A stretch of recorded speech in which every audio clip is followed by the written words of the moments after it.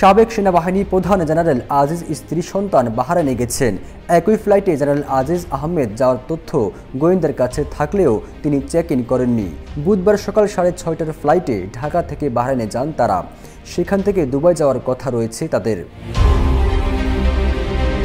হজরত শাহজালাল আন্তর্জাতিক বন্দরের এক জ্যেষ্ঠ কর্মকর্তা জানান, গালফ এয়ারের GF-251 ফ্লাইটটি ভোর 5:40 ঢাকা থেকে উড্ডয়নের কথা ছিল। ফ্লাইটটি ভোর 6:20 বাহরাইনের উদ্দেশ্যে ঢাকা ছাড়ে। এতে সাবেক জেনারেল আজিজের স্ত্রী সন্তান ছিলেন। সাবেক সেনাপ্রধান আজিজের এই ফ্লাইটের টিকিট কাটা ছিল বলে এয়ারপোর্টের কাছে তথ্য ছিল, তবে তিনি চেক ইন করেননি। ফ্লাইটটি সকাল 8:24 বাহরাইনে পৌঁছেছে।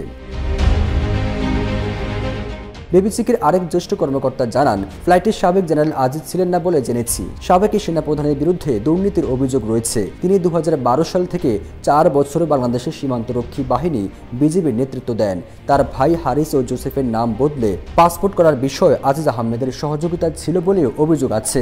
এছাড়া তার কারণে জোসেফের সাজা মওকুফ করা হয়েছে এমন আলোচনাও আছে।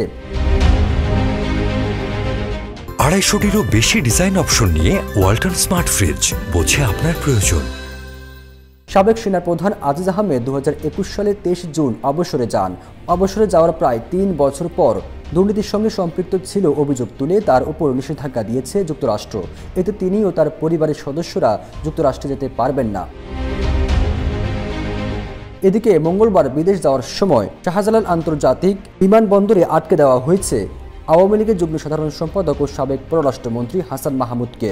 একই দিন ভারতের রাজধানী দিল্লি পালানোর সময় এয়ারপোর্টে আটক হয়েছেন সাবেক ডাক, টেলিযোগাযোগ ও তথ্য প্রযুক্তি প্রতিমন্ত্রী জুনাইদ আহমেদ পলক। বিদেশ যাওয়ার সময় ফেরত পাঠানোর মধ্যে রয়েছেন চিত্রনায়ক রিয়াজ, ঢাকা বিশ্ববিদ্যালয় ছাত্রলীগের সাধারণ সম্পাদক তানভীর হাসান সৈকত এবং ঢাকা মহানগর উত্তর ছাত্রলীগের সাধারণ সম্পাদক রিয়াজ মাহমুদ।